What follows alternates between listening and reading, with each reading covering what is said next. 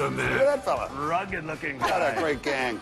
From Petty Harbor, Newfoundland, Alan Doyle, sticking around for a second conversation with us this morning. You're watching breakfast television on City TV. Do you still take it out of yourself when you see yourself on TV like that? You know what I do? I still get freaked out when I see myself on television singing in a concert. Okay. Like, to me, that's just still magic. You know? But you're the guy doing it. I know. I've been doing it a long time, but it's still like, I don't know. The magic of a night out like that has never been lost on me. You know, and it's like, especially like, been doing it so long now that you'd think that that art form would have changed a lot, right? Right. Yeah. But it hasn't.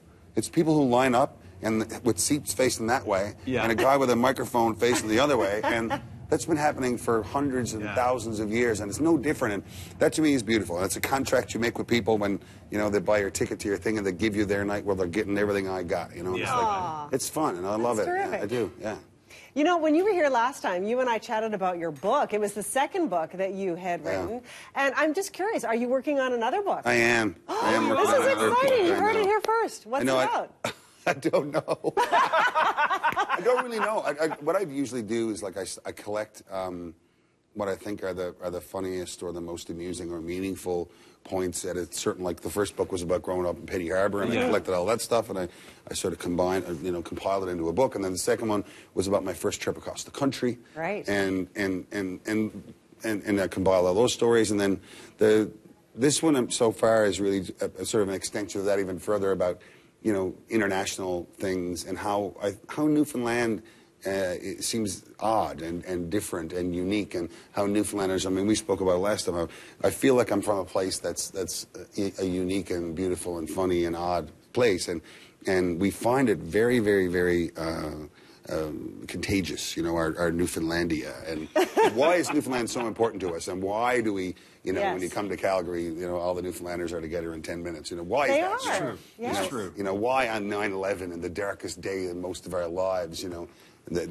was the single bright light so bright in Newfoundland that it's become an international Broadway success. Yes. I am lucky to be from a beautiful and wonderful and strange place, and I'm considering writing a book just about that. There you go. Well, I look forward to that. I think that's great. Yeah, it'll be wonderful. Week at the Warehouse, latest album, you're touring for it right now. You were telling me off camera that you started on a booze cruise type thing? We did. Okay. And now you're in Calgary? 1986.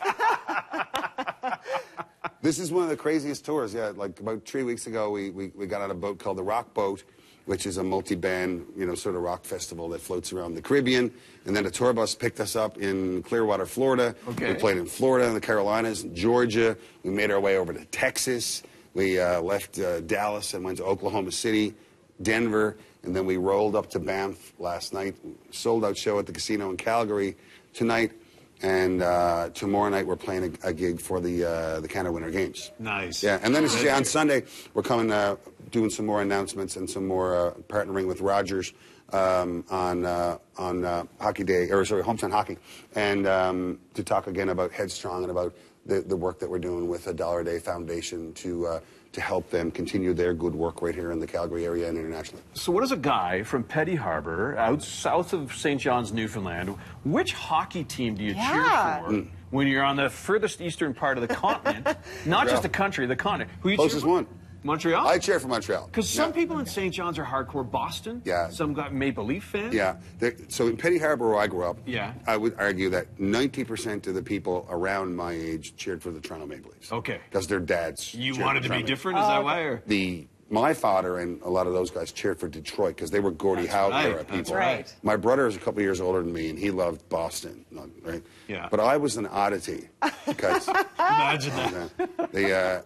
I was born in 1969, and so when I was about 8 or 9 or 10 and could really remember starting to watch hockey, the Montreal Canadiens won 4 cups in a row in the late 70s. And all those guys, they just looked so cool. And Montreal looked so cool. Yeah. They wore fur coats and they all smoked watching the games. They spoke French. It was like, I wanted to go there and I wanted to see it.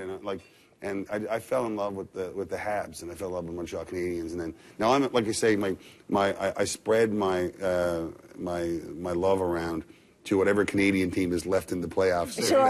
Very We all good. do. Very good, yes. So, yeah. Thank you so much for being here. We've got to leave it there. But I'm so grateful, and thanks for helping us spread the word about $1 a day and the good work they're doing at Headstrong. And I encourage everyone to check out $1aday.ca and see if it's something that you would like to do as a part of your monthly or annual giving. There you go. It's on our website, so you can check it out there. Alan, thank you so much for being here. Thanks for having us. We're going to go for a break here on BT. When we come back, more news, weather, and traffic. Stay with us.